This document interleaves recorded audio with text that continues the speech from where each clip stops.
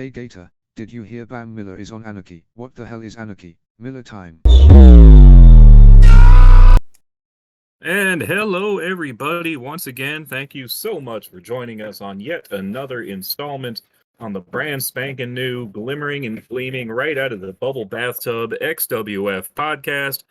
I am your host and your best friend and the guy who is definitely getting a Christmas card from you, Loverboy Benny Lane. You probably recognize me as the guy who hosted the last podcast, so you're going to recognize these three guys as well, because they're my ride or dies, my BFFs. They love me like a sister. First, straight out of Wigan, I guess, England, my buddy Gator.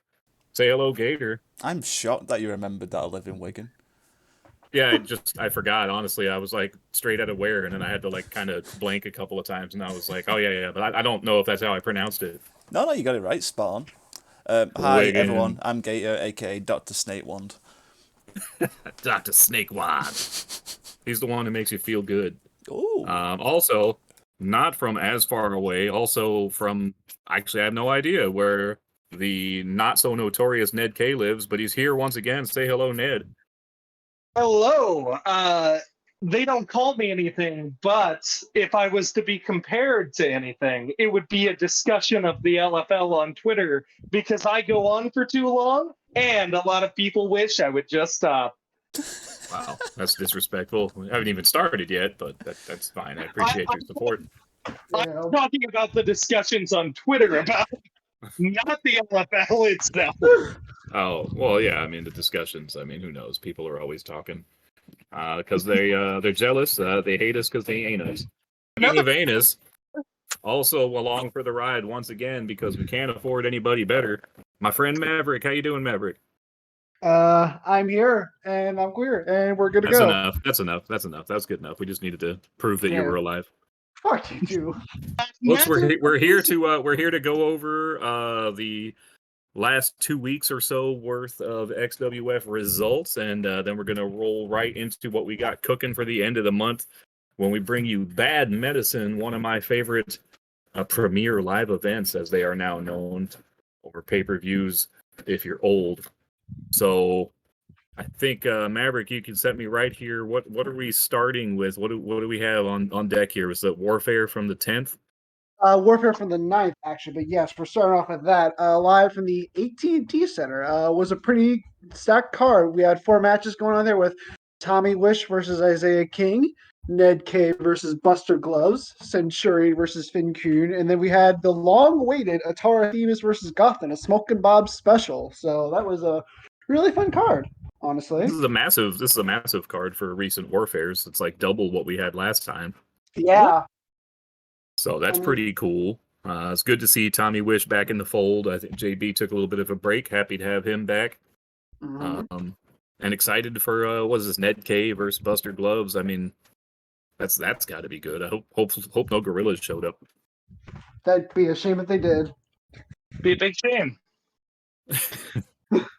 We did not start off the show with a match, though. Instead, we started off with a backstage affair involving Bam Miller and Jason Cash, again with a backstage brawl, and the two of them had to manage to actually fight out security together, but it ended up with Bam getting speared right off the production truck by Jason Cash, as lots of question marks are being raised about their condition going into Bad Medicine, so hopefully they're going to be right on their feet, but I mean, if Michael Graves can come back from a broken neck in 2 weeks' time, who knows?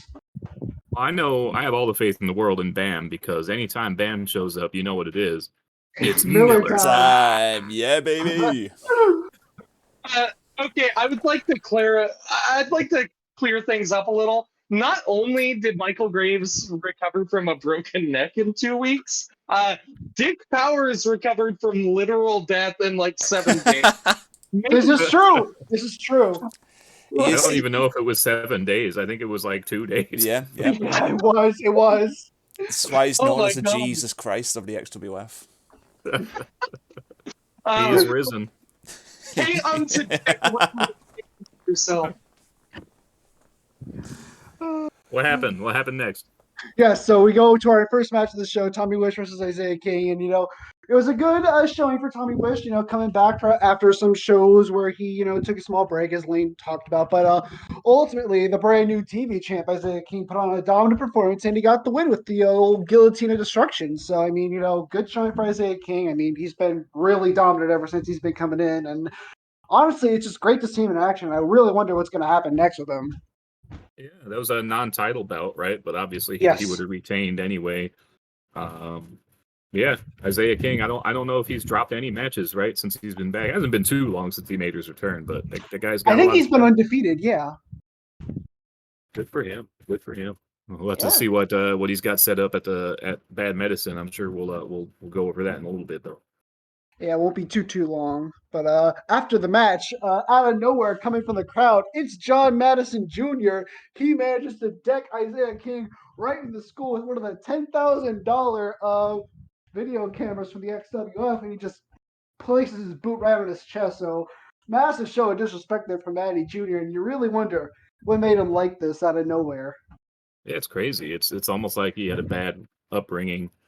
It's funny on the OOC side, on the IRL side. I was teasing Maddie because on his little roster page, like he didn't make any sort of like a pick base. He just didn't really give any sort of description or what he looks like. And then it came time to like put up something because he it was like I don't remember what it was. It was RP of the month or something. So I told him I was gonna make him Ben Shapiro. So that's what I went with. So in case you see that and you're wondering like why is Maddie Ben Shapiro, that was just 100% me because I thought it was funny. I mean, it is pretty funny. I can't blame you for that. And it does kind of look like what Maddie Senior looked like because he used like a beardless, short-haired Joaquin Phoenix, right? So he's there. Yeah, it's that there. checks out. That checks out. Yeah. So afterwards, we had the Buster Gloves versus Ned K match, long-awaited match. I was really looking forward to this before the show, and I mean, they really did bring it. But before the match, we actually had Xavier Lux, Buster Gloves' opponent, on Savage, coming out to ringside to scout him and see what's going on. And he didn't seem to get involved in the match, but he definitely did play a part with his eyes and ears watching. But ultimately, at the end of the day, it was a really hard-fought match. But Buster Gloves managed to actually get the victory with Ned K tapping out to the Soul Crusher finishing move. So really nice win for Buster. First victory in an XWF ring. So hopefully he can follow that up soon. Wow. The Ned K just keeps sliding down the card. Hate to see it. When you say stuff like that, you ensure that I'm getting that fucking SuperCon. We'll get to it. When you say stuff like that, you ensure. That is all. We'll be getting to that match shortly. I don't know what losing streaks feel like, honestly, so you could tell me something. Tell me about what happened to Ghost Day. Or no, sorry. Tell me about PG, my friend. PG. Who? PG. I didn't lose him. You did, didn't you? Well, not when it mattered. Not when it mattered. All I'm saying is congrats to Buster, but if Ned K can recover after losing to a Blackwater, I think I'll be Oh. Well, anyway, we come to our next match between Centurion and Finn Kuhn. So it was a really short match, dominant performance by Finn, and unfortunately Centurion just couldn't find it in himself to hit that next gear between the two of them. And early on in the match, he tried to go out of the ring. Finn slipped the top rope, and Centurion went out of the ring, but he managed to hit his head on the way down. He seemed to have some concussion-like symptoms, and he couldn't make it back into the ring in time. So Finn Kuhn won by countout. So that was an unfortunate showing for that match. I mean, I know Centurion had some real-life stuff going on around this time, so hopefully, I mean, we can see an actual rematch of that pretty soon. So, here's hoping. Yeah, so I mean, I'm sure nobody is more disappointed in Finn Kuhn winning than Finn Kuhn himself. So it's his own private hell. Well, he's been getting a lot of losses recently, so I mean, there's just a little small break to that. I mean, hey, look, winning over Centurion's gotta be nice. It looks good on a resume. Since one of the more decorated guys in XWF history, but yeah, like sometimes it's just not your best week. So yeah. Well, anyway, afterwards, we come to a backstage segment featuring Goth, where he responds to Atara Themis' speech last week, talking about how she was rather upset about the fact that he did not challenge her in the 24/7 rules, but he could. Goff talked about how he was lowering himself if he would actually challenge Atari using the 24/7 rules, but he swears that he will get that championship belt in an actual proper match. So he claims that he is inevitable. So will he make good on his threats in the main event? We'll be seeing very soon. He's gonna try and make Atara Themis his cinnamon girl. Well, speaking of, I would like you to be my girlfriend's girlfriend. Oh my god. Okay. How is me like accidentally enunciating a last name too fucked up, but Vinny doing this voice with these words isn't? Those are songs, okay, by Typo Negative, and Goth uses Peter Steele as his pick base. it took out. Yeah. See, I don't Wow. know the least worst of Typo Negative, so I wouldn't know. Typo Negative was very good, but Peter Steele's dead, so R.I.P. R.I.P. Peter Steele, and your gigantic schlong, apparently. I think he was like in Playgirl or something, but Mike Matei size. Only me and you know that reference, Ned. Shut up. I don't even know what he said. Did he say something stupid? Yes. Yeah. Yes. Yeah. I'm so glad. I knew you would know, Gator. That's why I'm on this podcast. It's to make just to mock you. Well, anyway, speaking of Take us to the Goth, main and event, Maverick. Tell me about how my match went. as I am trying to explain, holy shit! Holy shit! First time guest on the podcast, Goth. How are you doing, Goth? Welcome aboard. Oh, I'm just sitting here by candlelight in my library of ancient tomes. What did you think of your main event, Goth? I don't know what happened. I'm waiting for you to tell me. Yes, As a as I am trying to necromancer, I see the world in reverse. Whoa. Goth's a necromancer? crazy. That's sick. That's Don't crazy. Google it. Don't check the definition of necromancer. Just believe me. Oh, did Goth raise Dick from the dead? New tag team. More. Oh, there we go. Maybe he is the reason why Dick Powers just cannot stay dead. Now we got a new tag team on the horizon. Goth Dick. Oh, I knew a lot of those back in the 90s.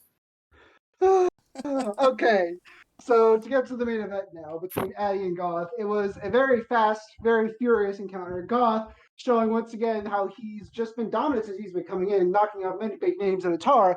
There's no such exception here as he managed to pin Atara.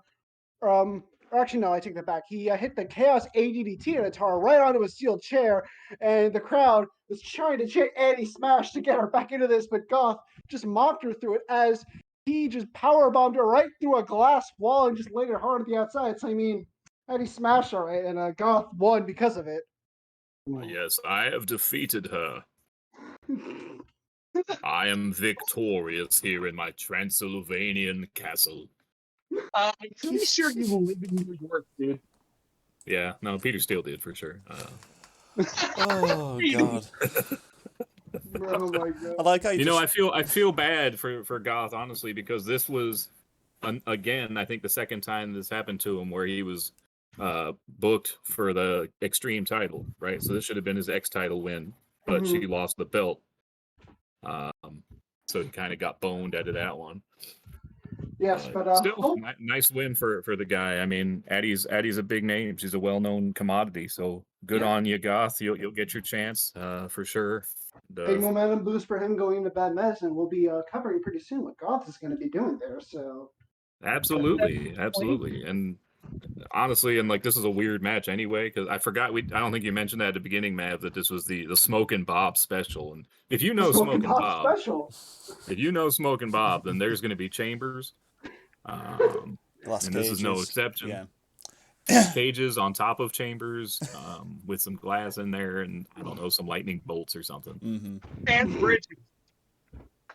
So it's kind of a weird stipulation to have on a random warfare main event, but it's cool. It is cool. It is cool. You can't follow it for being cool, at least. So, but no gorilla. There was no gorilla. Not No. yet, no. Maybe it'll make an appearance soon, but not quite yet. Well, There that was was the a- end of the show. There Yeah. was one last segment to end the show, actually, between Peter Vaughn and Buster Gloves as they came out talking about the recent happenings with Finn Kuhn and the supposed doppelganger.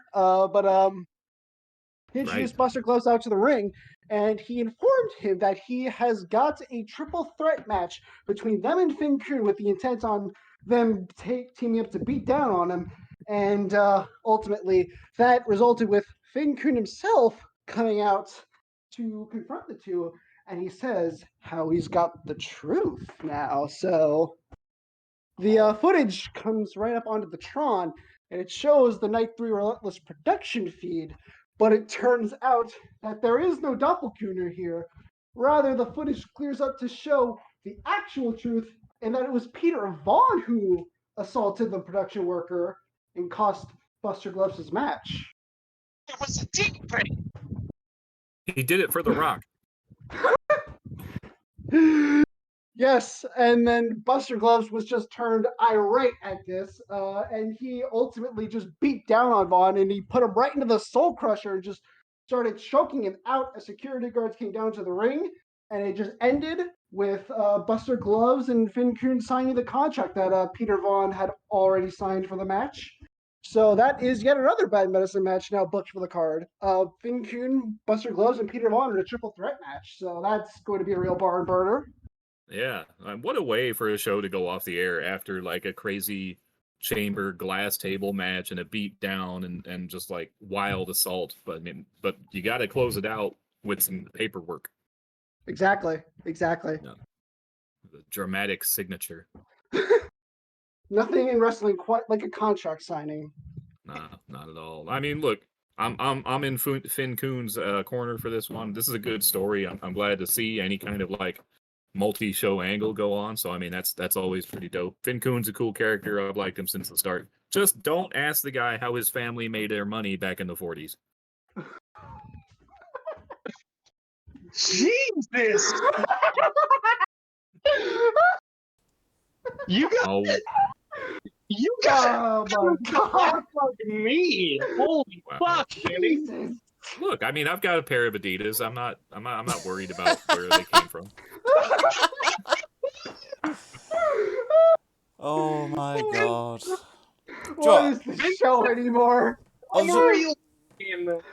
How dare you make such accusations? Oh my! I was The gonna actor. cut that, but honestly, God, that payoff is too good now. So, Yeah. oh, Oh, we went too far for Gator. He's still crying about the Blitz. Oh no! Oh no! oh God. Blaine, people died! People lost ancestors! I'm sorry. I told you I was watching The Crown. I can't. I'm sorry. No, you were watching Rush Limbaugh be racist to Donovan McNabb! We all know. Can we move on? Yes. There was another show here that we have to go through. It was none other than Saturday Night Savage, just a couple nights later on November 12th, coming from the Wells Fargo Center.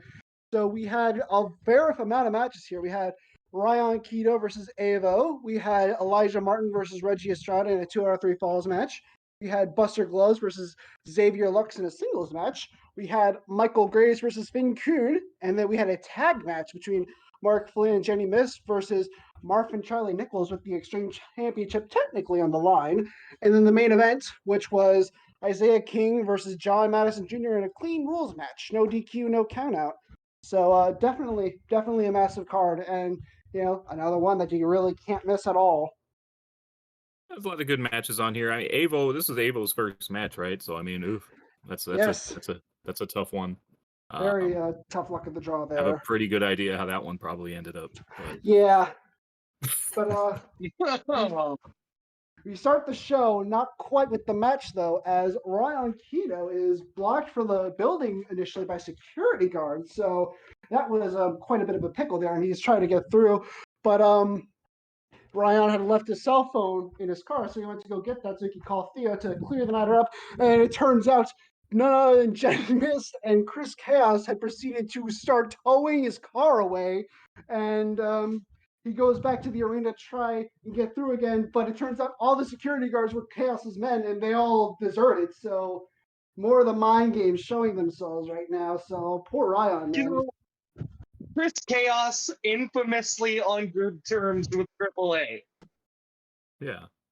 Well, Yeah. this is what happens when you use one of those stupid little hide keys underneath your fender with like a spare key to your car. I mean, a guy like as devious as Chaos, he's gonna know to look for that. So Exactly. You know, I heard Chaos once got good with AAA because he's double C. we can cut that. Right? Oh, 100%. Yeah. Please. I hope We it's need the not. show to be funny. The Yeah. only reason I hope it's not cut is because I think it's funnier that you got onto me. Or just put on some like Price is Right fail horns after that one. Boo womp. Just the old boo womp. Oh, no, I fucked up my Plinko choices. So, speaking of that match between Ryan Keto and Avo unfortunately now doubly unlucky because now he has to fight against an angry Ryan Keto. So once again, a very fast showing here. Ryan Keto coming right out of the gate with a lightning bolt and then into a spear. His own mind games towards Chris Chaos as he gets the win with Chaos's finisher, gets the 1-2-3, and he pins Avo. A very dominant showing here. So yeah, very unfortunate for Avo's first match, but it is what it is. Yeah, I mean, kudos, I guess, for like walking in the door and going one-on-one with the former champ. But man, that's got to sting a little bit. I mean, yeah, very, very unfortunate. The tough match. Well, after the match, we go backstage to see Isaiah King coming into John Madison Jr.'s locker room trying to psych the rookie out with his own bit of mind games after John Madison Jr.'s sneak attack on him on Warfare. And he calls him a sniveling rat. So, I mean, definitely trying to get under his skin there. So, harsh language. yeah, it is some harsh language, but I mean, it might be a bit deserved. But yes. So afterwards, we go right to Reggie Estrada versus Elijah Martin, and it was a very well balanced encounter. The two of them really brought their A games, but ultimately, Reggie Estrada managed to fight back from underneath after Elijah Martin gave him a fall, basically via DQ, thanks because of the fact that he used a chair. Reggie came back from that in order to get a very clutch pinfall over Elijah Martin, and he won 2-1 after after the Tequila Sunrise with the Dancing Fool. So very, Hey, very that's nice win for Reggie. Reggie, Yeah. the thug number 3, Reggie Estrada. He's a multiple-time Extreme champion himself, so you can't sleep on Reggie Estrada.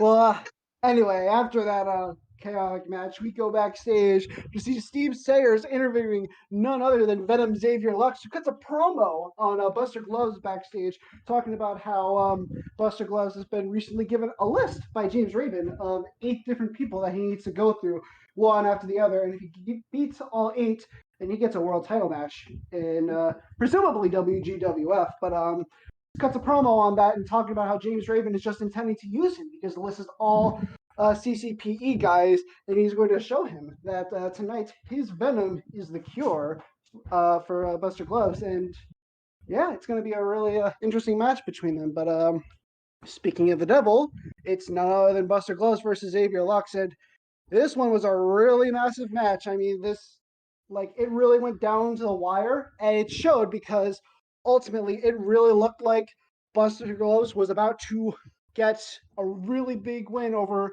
Venom Xavier Lux when he hit the pop-up European uppercut on it, but it turns out Lux's foot was barely touching the bottom rope after the count of 3, so the match was continuing, and ultimately Xavier Lux managed to take advantage of it all with the Death Valley driver hitting the cure, and he just barely managed to get the win over Buster Gloves. So really entertaining match.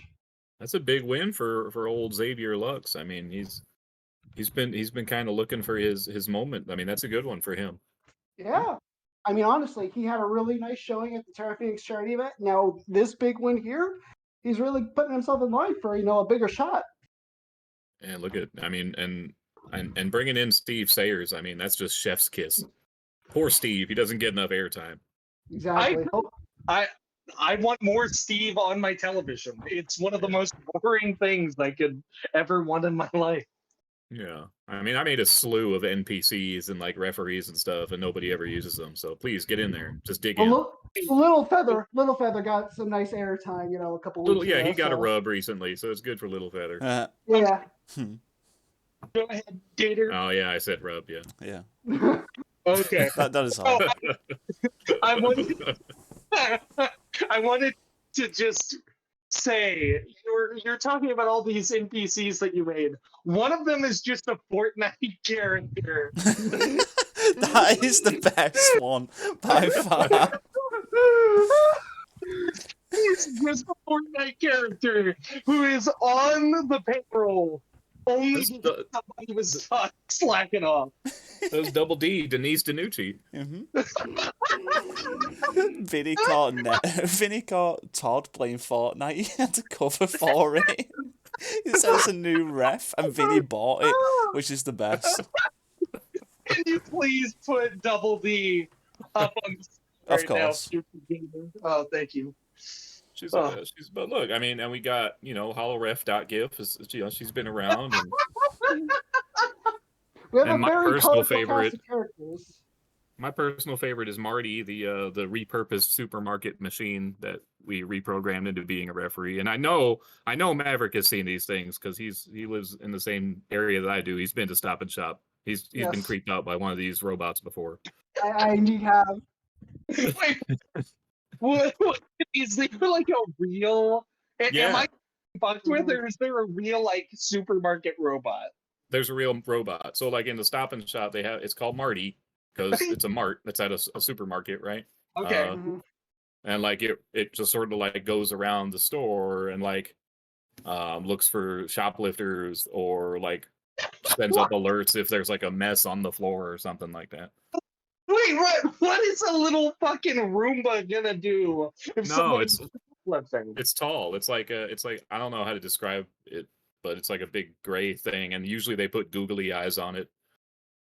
Marty, what is it called? Stop and Shop? Yeah. Yeah. Okay, 1 second. I mean, the GIF right there. I used the GIF of an actual Marty on the picture on the referee page. Oh my god, this is horrifying. It is, isn't it? Yeah, no, I looked it up and it just looks like a long Dalek. That is awful. So Vinny bought one and he turned it into a referee. He doesn't have arms, Lane. He just counts. You don't have to have the arms. Yeah, The slapping is extra. You just have to count. You have to slap the mat. No. You don't have to slap the mat. He just verbally counts. We're progressive here in the XWF, and we're not gonna be against anybody who just because they don't have arms. No, that's totally fair. I'm just saying at that point we should probably take the referees out of the ring if they just have to count. I mean, holoref.gif is completely non-corporeal. Well, she can't slap the mat either. He's got a point. That is very fair. Anyway, What happened next on the show? Let's go back to the show.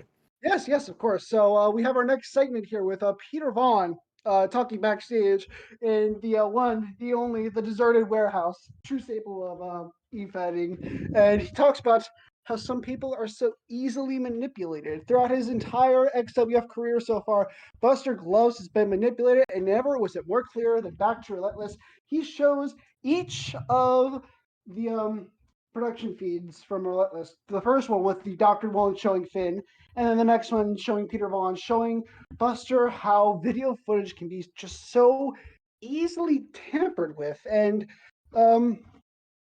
truly, he's still going on about how Finn betrayed Buster, but he was there for him, and he even encouraged him to let out his rage. And I mean, it was working to Buster's betterment, but ultimately the truth is in the eye of the beholder. And I mean, he's asking which manipulation does he believe in more. I mean, just to prove his point about how easily the footage can be manipulated, it flickers between Finn and Vaughn back and forth before landing on Buster Gloves. So there's a lot of confusion there going on that Vaughn's trying to like sew into the mind of Buster Gloves with the matter of manipulation. So just more fuel to the fire for their match. But it's a really good segment. I encourage you to check it out. Yeah, into the mouth of madness we go. That's just bonkers. Really bonkers. No, this is savage. This is savage, Benny. We haven't gotten it. I'm sorry, I didn't take my pills yet. He's just got to take his meds. Yeah. Just gotta pop this Molly real quick, and then we'll be good. Just gotta pop this Molly before. That's the only way I can watch Anarchy. Ha ha ha ha! Ho ho ho! Did Lane just joke and laugh? Anarchy is. Yeah. he just Heath Ledgered me. He's gonna fucking like tie me up in a chair and have a video feed on me. He's gonna go, why do you role play as Ned K? And I'm gonna be like, because he's a symbol that I don't have to be afraid of somebody like you. And then he's gonna Wanna see how I got this C show? All of you are so funny. So hilarious. This is the beginning of Vinny's Joker arc. Yeah, Oh my God! Just All me right. in my little beat up Brooklyn apartment painting my face. Oh my god. Future me, put up a picture of Janny Lane with the damaged tattoo across his forehead. Yes. Not a problem. You guys just keep going while I delete everything Ned K has ever posted. Will do. Done. Why is everyone lose this shit?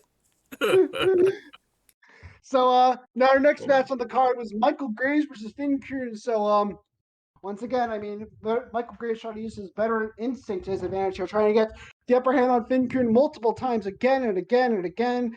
And he was trying to really rile up Finn, trying to get him to hammer on some more of that punishment because Michael Graves knows that in the end, pain is good. Pain is going to set him right on to the optimal path. And Graves is trying to ride the optimal path to beat Mark Flynn come Bad Medicine. And, it was a really, really vicious back and forth encounter. Like, there was some trapped headbutts. I mean, there was thumbs to the eyes. Graves tried to miss, but it got covered by Finn. And he ultimately managed to hit him with the swan song into the fatalism, just driving his knee right into his face. And Finn Kuhn got the win. The 1-2-3 over the #1 contender to the Universal Championship. So, yeah. I mean, Finn got a massive win there. I mean, that's a big win when you're beating the guy who's getting the big title shot at the big show. So I mean, good job for Finn Kuhn again, the Kaiser, getting it done. Gotta love the guy. Just don't ask him why his grandparents live in Argentina. Jesus Christ! It's a sore subject. Oh my god, Finn Kuhn with the win, dude. So I'm happy to see him win. I'm happy to see Finn getting a little more respect, especially coming up to big triple threat at Bad Medicine. Mm-hmm. So it's going to be great. And what's even better is the investigation into his grandparents, presumably by the house before the transition is made. I'm happy to see what new things come to light. It's going to be intriguing. I'm sure it's all innocent. It's all innocent. It's all just harmless accusations. When will Finn Kuhn's Twitter account be reinstated? Yeah, we just need one poll from Elon to get it done. We just need to pay for enough bots. Let's go, guys. I wish Elon's account got taken down. Didn't you see? I don't think that's possible. He tried to buy Madness for $17. Oh, our Elon. Yeah. He got algorithmed. What do you mean? Elon? Yeah, he's the real Elon.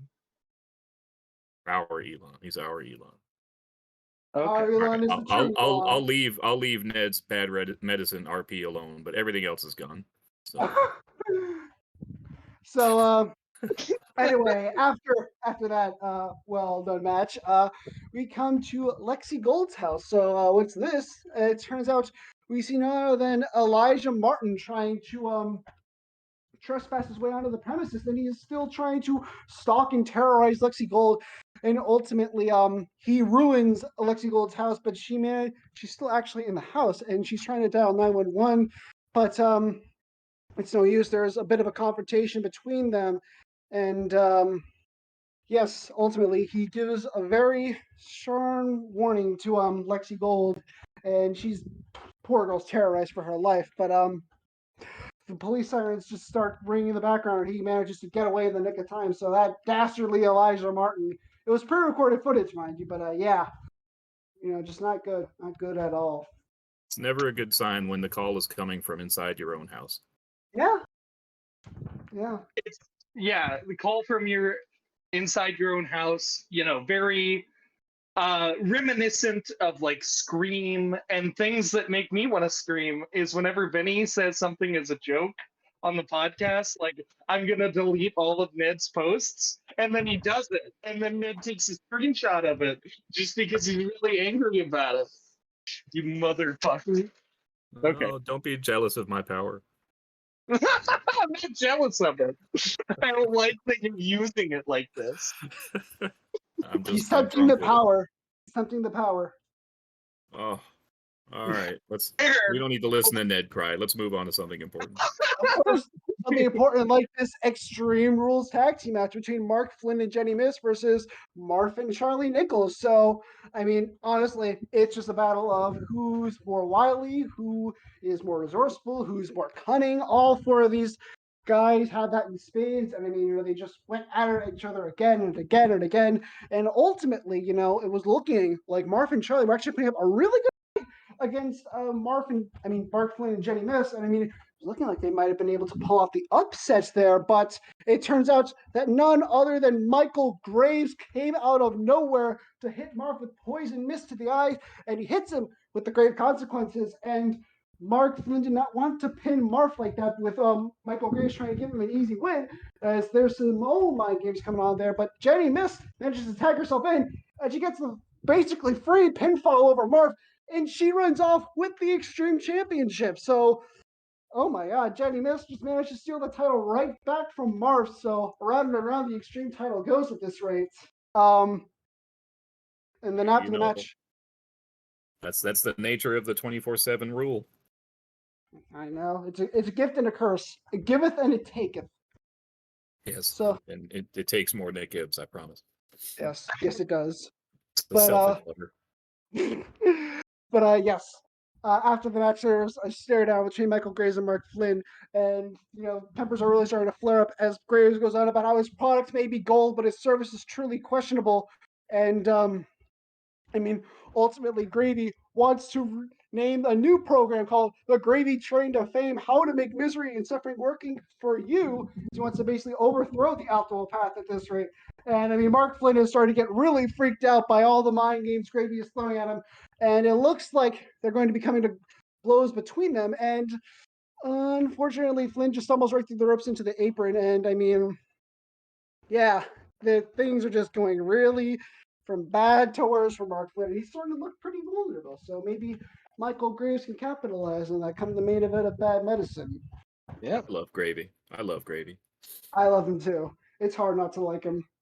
Absolutely. I don't know at this point. So obviously it's a lot of fun to see Gravy in a main event. Mark Flynn is also a ton of fun. At the same time, it is kind of bizarre that our main event angle right now is like essentially two self-help seminars fighting against each other. Oh, we need to make sure that stipulation is that it's a PowerPoint match. Ooh. Or just dueling TED Talks.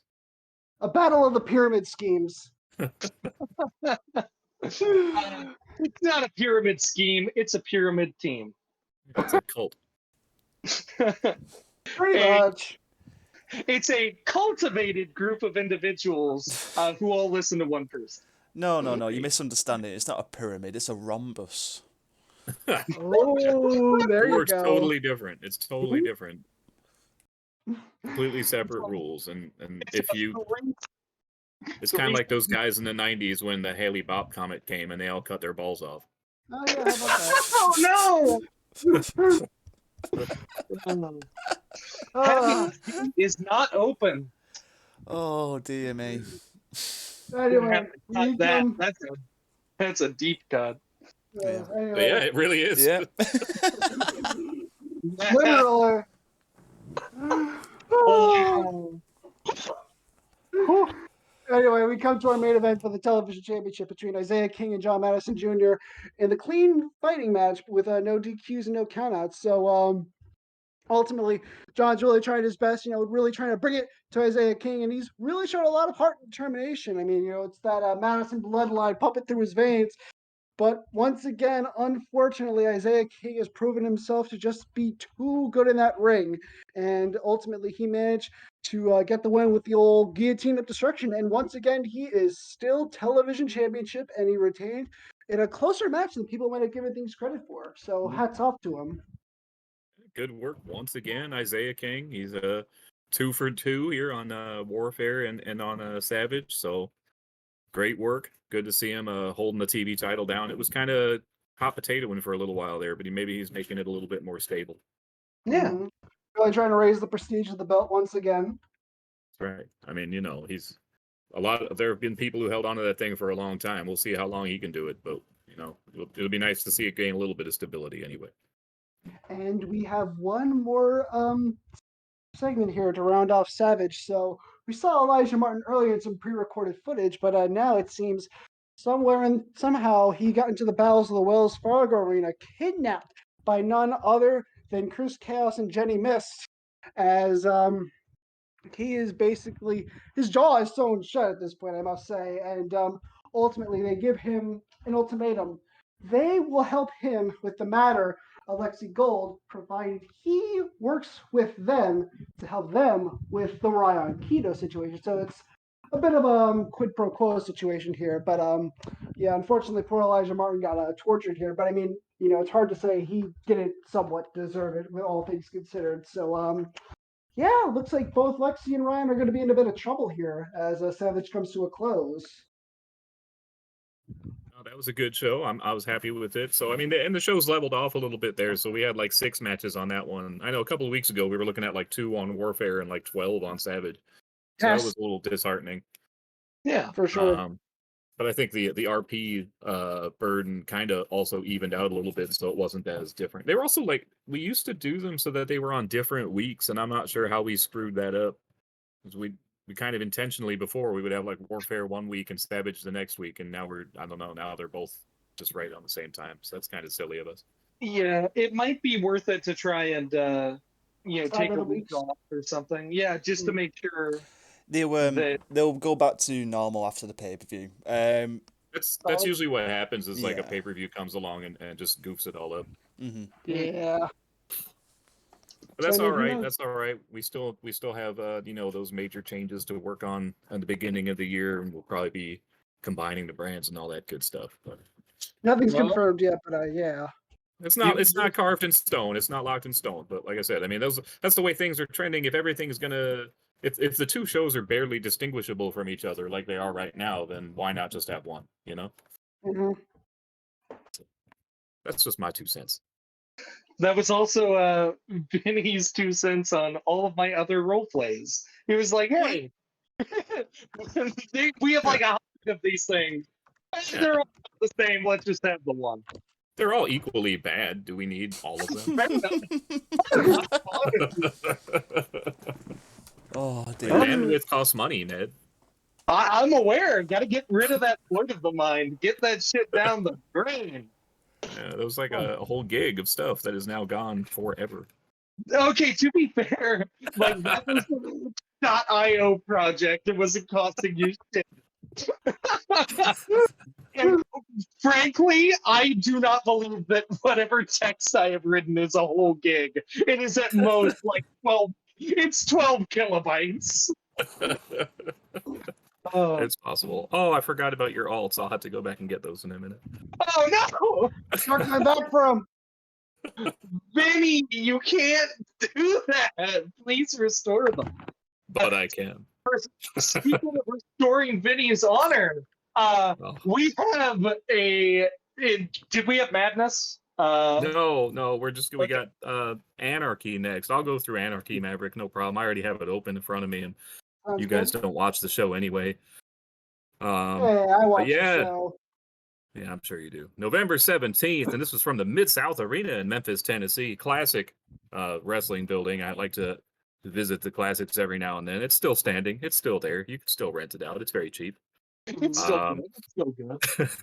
We had a pretty good card here. So now, what we had going on for the last couple shows was a little tournament to establish the #1 contender for Edward Strong's Anarchy Championship at Bad Medicine. But what happened was in the last round, this gorilla showed up and took out a couple of the combatants in the tournament. So we didn't have, Ruby won her match against Centurion and ended up being in the finals, but there was nobody for Ruby to be against. So kind of made this second chance elimination battle royale to figure out who her partner was going to be later in the same show.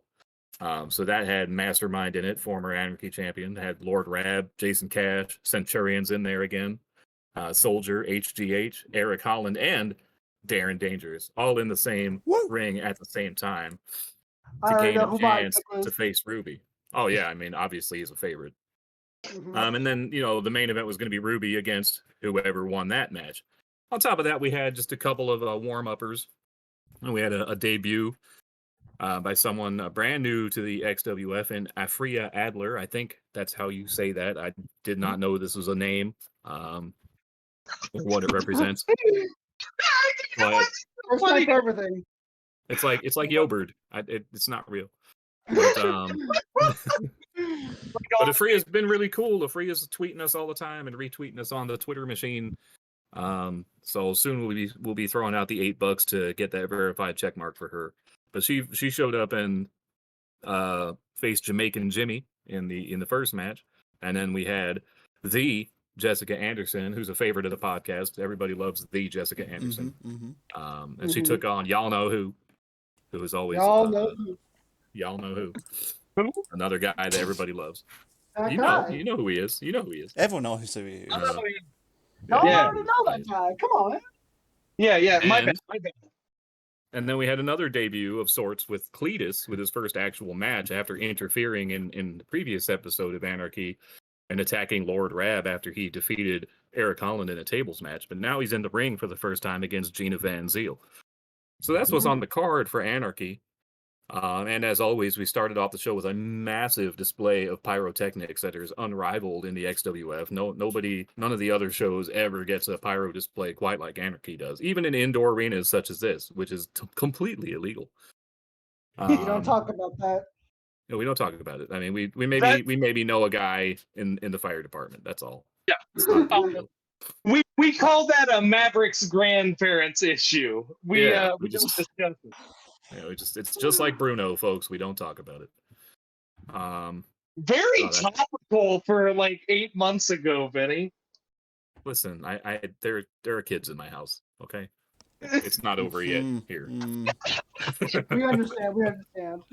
Honestly, as a former kid, I feel that so much. Just on the other side of things. Back when Ned watched Finding Nemo 2,000 times a day. It was Toy Story. Thank you very much. Okay. Same ballpark. Yeah, it's just basically the same. Yeah. As always, as you guys always know, because you guys do watch Anarchy religiously, we always start off by showing the signs from the crowd in the audience. The cam bots find the signs in the audience. You have this open, Ned, or do you see the signs that we had this time?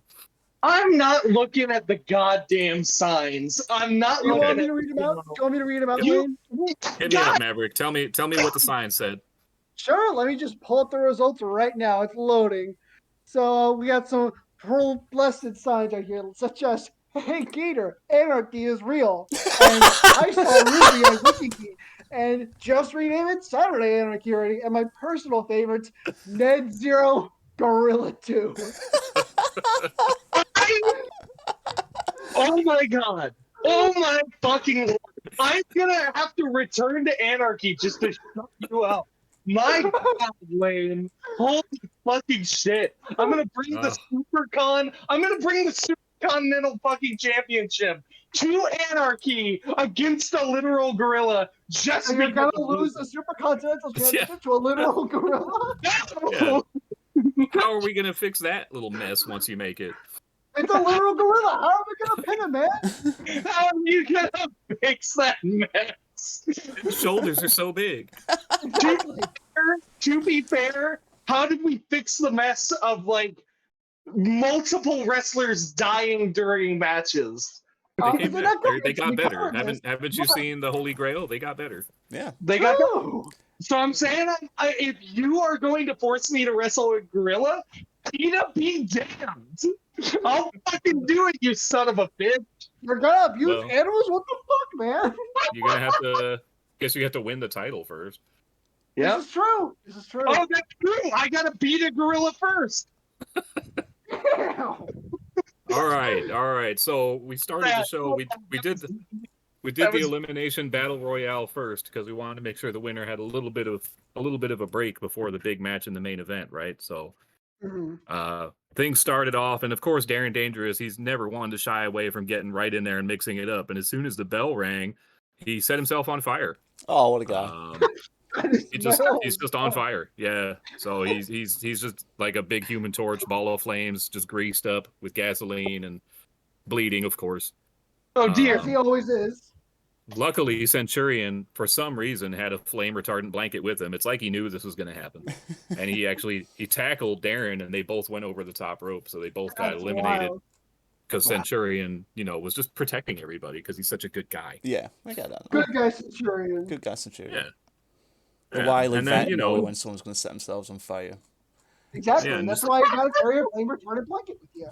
But it wasn't over there because then Unknown Soldier just dove out of the ring and eliminated himself and tackled Darren Dangerous again for some reason and caught himself on fire and then had to strip naked and run backstage to put out the flames. So I hope Soldier's okay. Unknown Soldier and Darren Dangerous, infamous heat amongst both of them. Yep. Yeah, so it's the team up you never knew you needed, but now it's all I can think about. Oh. Maybe one day we can see it come to fruition in a tag match. So I mean that was 3 quick eliminations. Remember, there's only 8 people in this match, so 3 right off the bat they're gone. And then surprisingly, one of the heavy favorites in the match was the next to go. As Jason Cash tried to take out Eric Holland with a big wild clothesline and ended up stuck on the ropes, and Lord Rab tipped him over the ropes and sent him to the outside. So that feud's not dead. The Lord Rab and Jason Cash animosity is there. Cash dumped out of his opportunity by none other than Lord Rab. So already 50% of the people were gone. This is when Mastermind really started to get into the antics, and his misfits showed up at ringside, and they started really trying to help out. But the Edwards showed up, and Edward and Edwina and Edward Jr. the second came out they evened the odds with the damn numbers game and took out the misfits. So luckily, Mastermind still managed to kick out after he got hit with a big shot. He got rolled up by HGH and almost got eliminated right there. But things moved along. We got some good action between Eric Holland and HGH. It's a couple of near falls. Lord Rab really went off here. He hit his killer buster. He hit locked on the killer lock. But then it was none other than Xavier Lux jumping onto Lord Rab with the frog splash elbow. And Rab kicked out again. It was amazing. But then just a couple of seconds later, Mastermind got Rab in that pesky mind sleeper. And Rab was unconscious and he got eliminated. So good run for Rab there, but he couldn't hang it. A couple of seconds later, Xavier Lux eliminates HGH. Some good action there between them. And barely in the flash, in the blink of an eye, Eric Holland himself got eliminated when Mastermind closed him out over the top. And that took us down to the final 2 of the match, folks. It was Mastermind and Xavier Lux, and these guys went at it for a while. We got the mind controller on Xavier Lux. The deadly Boston Crab really twisted him up. the But Boston somehow, Crab. yeah, somehow, some way, Lux survives it. He got out. Mastermind had to let him go because he wore himself out with the hold. And he actually got into an argument with the referee and shoved the ref around and wasted all that time not paying attention and gave Lux the opportunity to sneak up on him with a standing Hurricane Rana. He pins him, into the cradle, and there's your winner going on to face Ruby in the main event of Anarchy, Venom Xavier Lux. So Another continuing on major his win. winning streak there. Yeah. Love to see that, honestly. Yeah, so that was a fun one. Great show for Mastermind too. Yeah, good showing for Mastermind. He was rolling in the deep. And, he made it almost all the way to the end. Oh god, what a heel that Yeah. Adele. Can we talk about for a I was holding minute why Mastermind's fucking mind controller is a Boston Crab? Because how is I that a don't mind know. controller? It's a You leg would controller. think it'd be like a sleeper hold or something, but no, it's a Boston Crab. Yeah. He has a sleeper hold. The sleeper hold is the mind, Mind sleeper. Why not a dragon sleeper then? Come on, man. If you think about it, basically all pain is mental. So, you could call it mind controller. Why doesn't he Yeah. not have Chris Masters Master Lock? Yeah. That'd be amazing. That would be better. But see, this is why. And look, Gator and I have known Mastermind for a long time, and we've been writing Mastermind matches for a long time. Yeah. And we're on the same boat here when his roster had basically no information on it. So I know that when I write his matches and always did, I would just make them the blandest things ever. Where, all he did was punch and kick and put on a headlock. Yep. I still, whenever I write a Mastermind match, I still treat him like he was 5'6", like he used to be as well. Yes, he was very short with his Undertaker kick pace. Yeah. I forgot he was 5'6". Yeah. He got tired of hearing about that though, and he changed it. Oh, he changed that immediately, and then I think he caught on about us bullying about Eminem and Rihanna. Wait, what? Okay.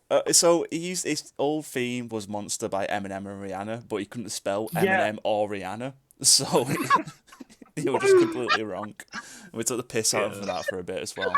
And now it's Edge's theme also spelt wrong. Yes. Yeah.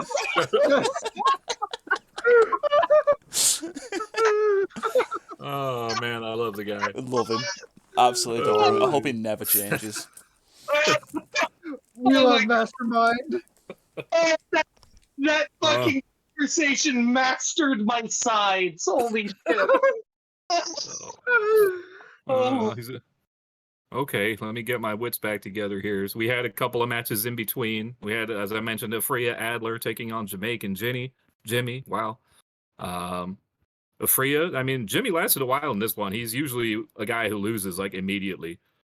But he hung in there. He hung in there for a minute, and he lost to Afria Adler in her debut. So that worked out really well. And then for some reason, after the match, Marv showed up, the former Extreme Champion of the XWF, and he just runs in there and boots Afria Adler, knocks her over. He attacks Jamaican Jimmy. I don't know. I don't know how Marv got on the Anarchy. Somebody needs to check people's security clearance at the door, but that's what happened. Absolutely wild. Yeah, if people are letting some of those signs slip by, security is pretty bad. Well, we're not going to censor signs. I mean, people have freedom of speech on Anarchy.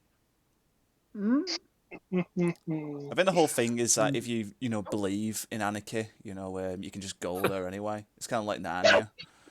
It's not Santa Claus. It's a real thing. I'm sure. It's supposedly a real thing, like how it supposedly goes up on Thursdays. Wow. Oh, okay. That's just below the belt. Yeah, that's just mean, Mav. I can make fun of Anarchy because I'm friends with Vinny. Yeah. Yeah. I mean, at least it actually does get posted, unlike 50% of Maverick's RPs. This is true. Yeah. Oh shit. So after the match, we had Lexi Gold come out in a nice segment. She had a lot to say in the ring, and I think she got it all off of her chest. But all of a sudden, Elijah Martin popped out and they had a little bit of a back and forth there. They had some unnice things to say to each other. You know, these guys used to be a pair, they used to be a couple, and it's sad to see love die, but here we are. So yeah, that's how that segment went. And then that just rolled straight into the next match of the evening, which was the Jessica Anderson versus that Yeah, guy. you know who. Ooh, Y'all know who. Y'all yeah, know who it is. I definitely know who it is. Yeah, because y'all know about it. I like y'all know why. the title of this match, Y'all Know Who versus the Jessica Anderson. It's just like two people with like self-esteem issues.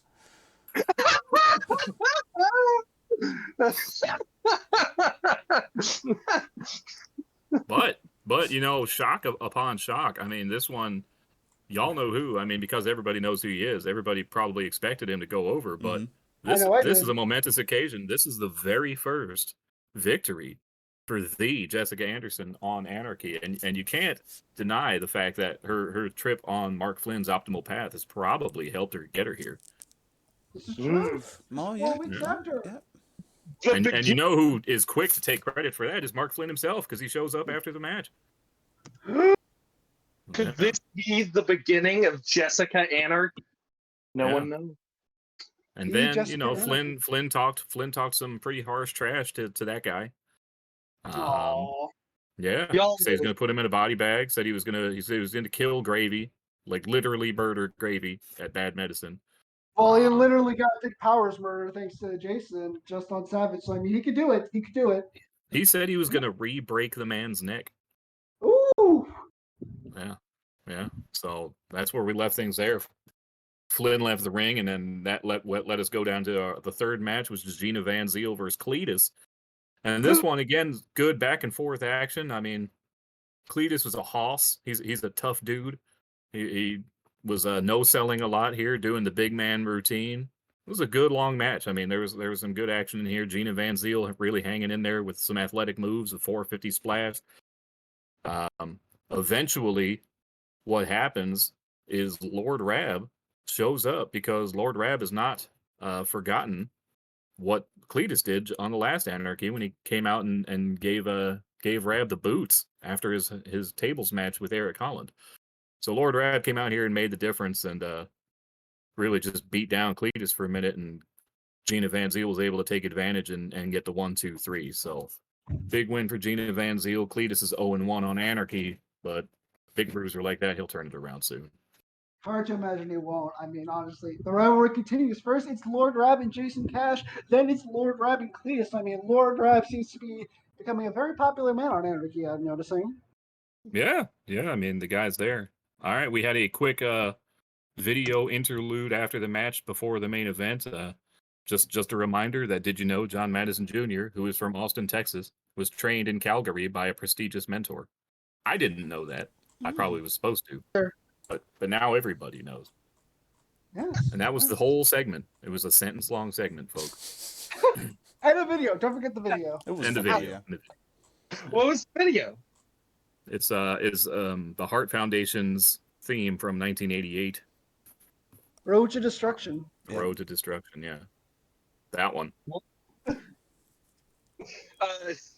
Can Mastermind spell this one? Classic. It's a classic theme song.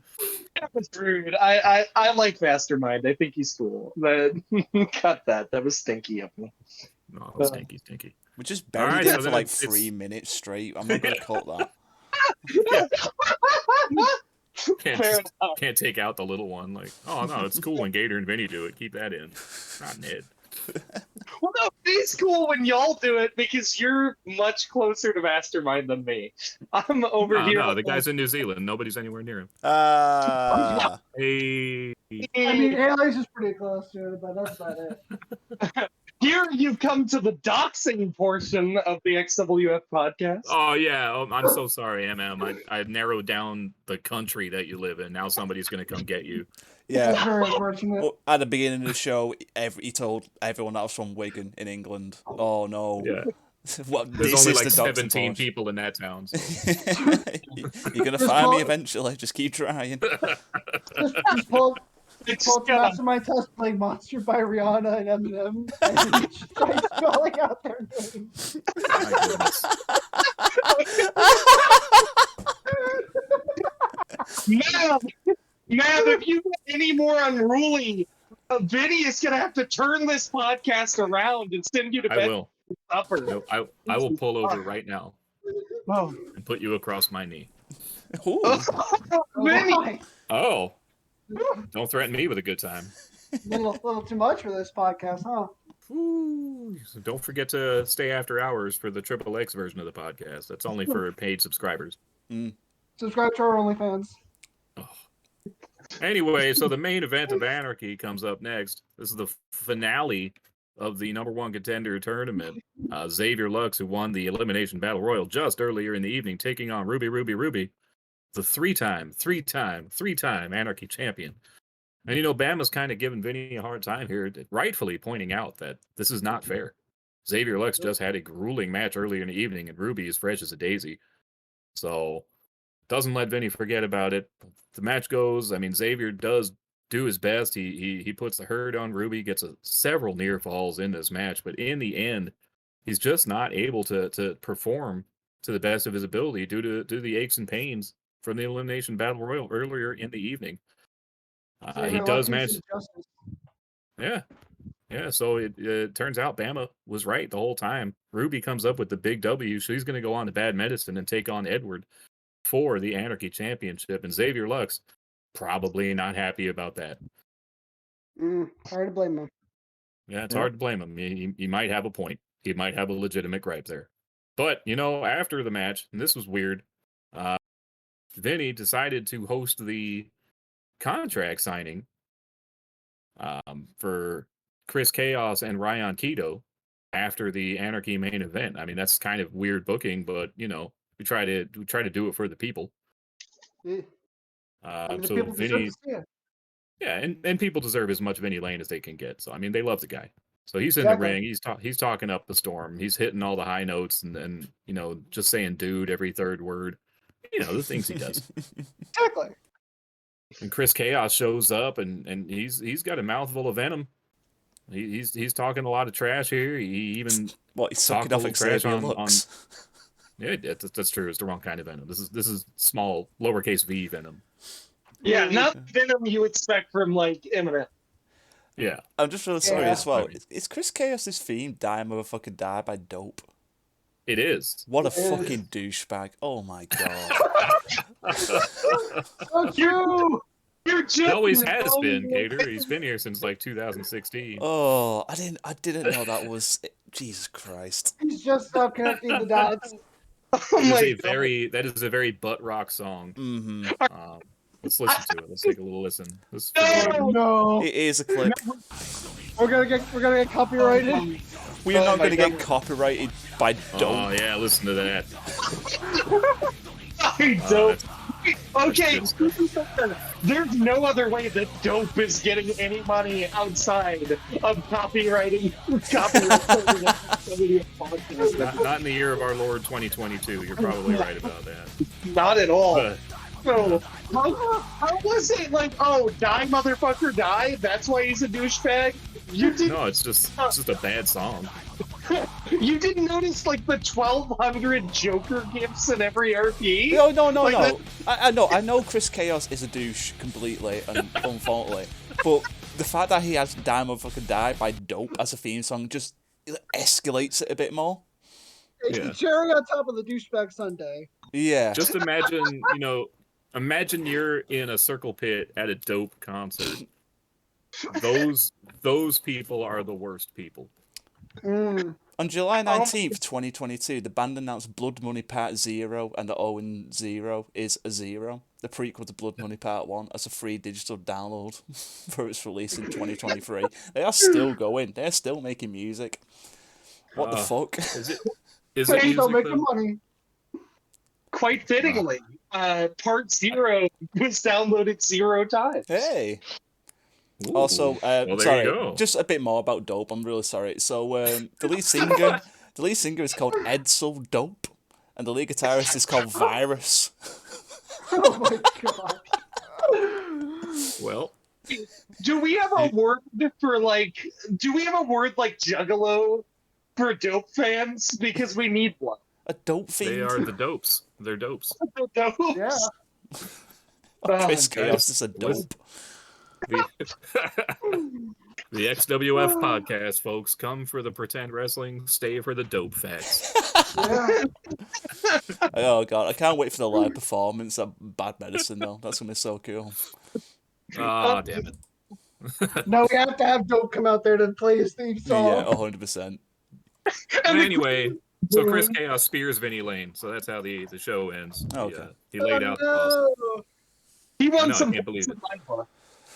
I mean, he came out there. I mean, Vinny's such a nice, affable guy too. I mean, he's friendly to everybody, and everybody just keeps kicking his ass. He doesn't This deserve happens this. a He lot. needs a vacation. He needs vacation.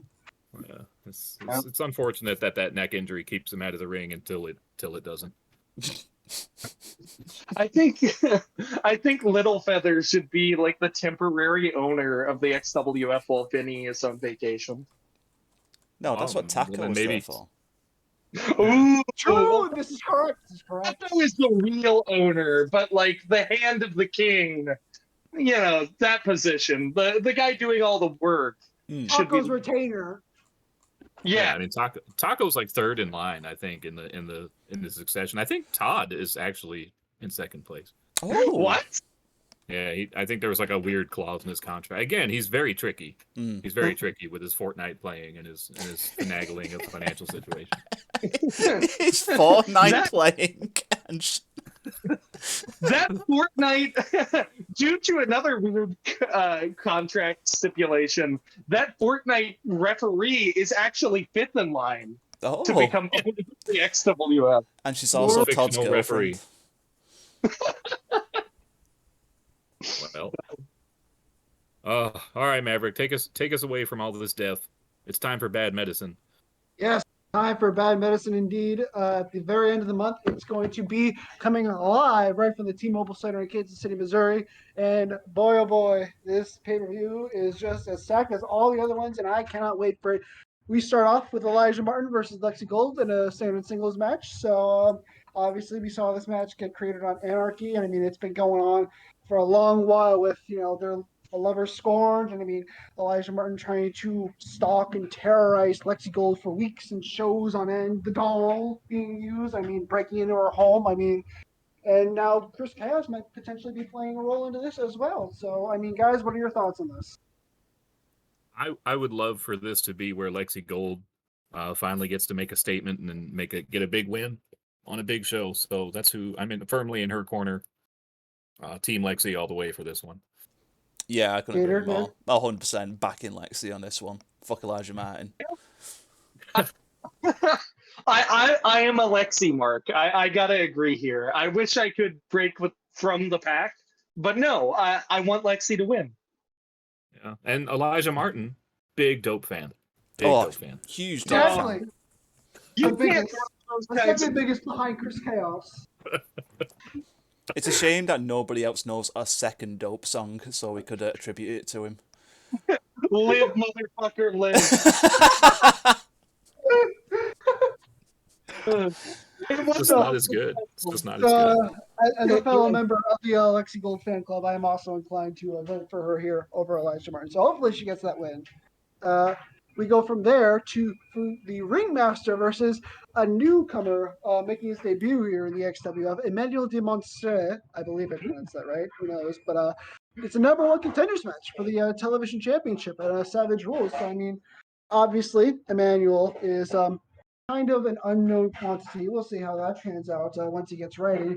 But obviously, I mean, Ringmaster, he's been putting on some pretty solid performances. So, I mean, you know, it's a little hard to go against him here. So, I mean, do you go for Ringmaster or do you go for the question mark? So, what are you guys' thoughts on that? That's a good question. I don't know jack squat about Emmanuel de Monster, so I'd like to know who signed him in his very first debut match into a number one contenders match. But that's how the TV title rolls sometimes. Ringmaster, I like Ringmaster. I missed him while he was gone. I'm glad he's back with us. So I think I'm going to pull for Ringmaster to take this one home. I'd like to see Ringmaster get a TV title shot down the road. Yeah. Very solid match, yeah. I'm in the same camp as Lane. I think Ringmaster's been improving like non-stop as of late. Well, yeah, it's from when he first started. I think he's improved like immensely. And yeah, it would be nice to see him with a TV shot. So yeah, I'm rooting for Ringmaster too. Yeah, and that'd be a good match against Isaiah King if presumably that King would still hold on to the TV title after this show, of course. Ned, your thoughts? My brain says RM because Ringmaster has been doing really well and getting better, but my heart says Emmanuel. You got to hope for the new guy, so I'm going with my heart. I'm hoping Emmanuel gets it. Emmanuel, the famous titty flick from the 70s. Really, Let's see if Emmanuel can make good on Ned's prediction and get the win here. But we go from that to our next match here between Mastermind and a returning face to the ring, the Grand Poobah himself, Bobby Bourbon, in an Extreme Rules match. So I mean, Bobby, we've been missing him for a long while, and we're glad that he's decided to come back to his home. And I mean, he's going to tear it up in the ring with Mastermind. I mean, it's going to be a really fun, exciting match. I mean, I think Bobby's going to come back here with a strong, dominant win. I mean, what do you guys think? This one, again, I like it when old friends come home. So it's good to see Bobby again. Him and Mastermind know each other really well. I mean, Mastermind's been around for a long time. Bobby's been around since 2015 or so. So they've definitely squared off a few times. So these guys know each other really well. I would say Bobby's probably fresher. I mean, we did see Mastermind just go through HE double hockey sticks in that elimination battle royale on Anarchy. So he's probably stinging. He's probably in a little pain. Bobby's just been kicking back, watching football on the couch. He watched England kill Iran in the World Cup earlier today. He was telling me about it. 6-2. Gotta love it. 6-2. That was a big one. Unfortunately, the U.S. was not able to conquer Wales, the soccer powerhouse. As that goes. Oh. Yeah, I think Bobby wins. Gator, Ned, your thoughts? Yeah, I'm in agreement as well with Lane. Yeah, Bobby come back from a nice little break, and he always comes back stronger. It's like a Super Saiyan in that way. So, yeah, I think Bobby is going to beat the shit out of 5'6" Mastermind. And rumor has it that Mastermind is going to be coming to the ring to this song called "Everything Sucks" by Dope. Oh no! The third no Dope fan in existence. Man! Oh, nice video. It'd be a shame if somebody edited Mastermind's roster page to reflect that change. I will take the blame for this edit if I get all my posts back. I don't even give a fuck. So, Ned, are you diverging from us and pulling for Mastermind here? I want to pull for Mastermind. Yeah, you do. Love seeing him. I'm going with Bobby because he's a no good bastard, and unfortunately, that makes him really good. It does. No good makes you good. It's true. Well, we go from that to the Anarchy Championship, Ruby versus Edward, in a ladder match, no less. So, I mean, Edward has just been putting on dominant performance after dominant performance. He is, in fact, the strongest warrior, and nobody has been able to match up to him in that regard. But we might see a true challenger in the form of Ruby, the face of Anarchy, as she comes to become a four-time Anarchy champion. And I mean, we're going to see how that goes. Who can climb the ladder to the best? So, I mean, guys, your thoughts? This was sneaky booking, really, because cavemen are afraid of heights. I bet you didn't know that. This is true. I didn't. Yeah, it's a documented historical fact. Whereas Ruby is a high flyer. I mean, she's flipping all over the place. So this is tailor made for a title change. And plus, the Anarchy brand is my baby, and Ruby has been the face of the brand the entire time. So I got to go with my girl Rubes. Gator, your thoughts? I'm pulling for Edward, just so you all know. But I mean, he's the strongest warrior and all. But yeah. No. Nobody asked you. Well, fuck you too. Fuck you too. I like the idea that when Edward was like but a child back in whenever the fuck BC. He like chiseled into a wall somewhere. Just like the leap of faith ladder match, and that was his worst nightmare. No, I think Ruby's gonna win. I think it's gonna be Ruby time, and it's gonna be it's gonna be a Miller special. What? That doesn't make any sense. What? You can't just throw that in there. What are you doing? What are you saying? What the fuck is this? What the fuck? Bam Miller is nowhere near this match. You can't just throw that in. He hasn't been on Anarchy in months. Are you trying to manifest Bam Miller coming back to win the title? No, Oh, Ruby's God. gonna win. It's gonna be a Miller special. She'll get the Pabst blue ribbon. Anyway. Oh, Go this ahead. is terrible. Holy shit. No, Oh, somebody picked up Ruby's theme song. Oh. Da da da da da da. It's a great song. Oh my god. So Gator, your thoughts on the match? Well, as the man who famously knows nothing about Anarchy, I can't judge these two people. Never heard of him. Never heard of them. But I remember last time I judged pretty correctly that Edward would try and jump into the manure straight off the bat. Yeah. So in that Sure. prediction on this side, I think Edward has no idea how a ladder works. So he'll probably be too confused by it. He'll probably try and like throw it into the air to try and knock the tail off. And Ruby, being the devilish little heel she is, will capitalise on that and take the win. She'll be 4-time and she'll do a spin of Ruby to celebrate. The spin of Ruby. Yeah. There you go. You can Ruby, keep I know that, you're Ruby. listening. I know you listen to the podcast. We got to get that in there. I love how genuinely angry Gator was at me I for was. making that fucking Miller special joke. Like, no, honest to God, like, we can treat it as a joke. I legit got angry. I kind of got a migraine. No, I know. He's so I'm- upset. I was really angry. I don't know why I got so angry about it. That's why it was really funny to me. I knew it would piss him off. I knew it would. Like, oh my goodness. Anyway, what's next on the card, man? Well, we have none other than Buster Gloves versus Finn Kuhn versus Peter Vaughn in that triple threat match. And yeah, I mean, this has been brewing in the background ever since Relentless, where Finn and Buster's first match ended in a controversial finish thanks to Peter Vaughn's interference. And now the true mastermind behind that has been brought to light. And I mean, you know, egos are going to collide. I mean, Peter Vaughn might be paying for his crimes here, guys. What do you think? This is a tight one. I mean, this is a really good match. I mean, we're unraveling the mystery that's been unfolding for the last couple of months now, basically at this point, right? Finn Kuhn and Buster Gloves have mixed it out a couple of times.